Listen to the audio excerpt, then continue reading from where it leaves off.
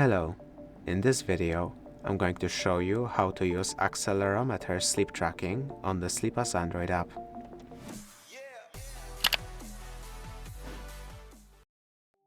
To use Accelerometer Sleep Tracking, go into Settings. Here, go to Sleep Tracking and make sure Sensor is set to Accelerometer. If it is, to use it properly, make sure that when you are sleeping, your phone is on the bed with you, preferably close to you, maybe even under your pillow if that's where it's most comfortable. And you just want to make sure your phone doesn't fall off the bed or anything of the like. If this video helped you, please consider subscribing, leave a like and a comment down below.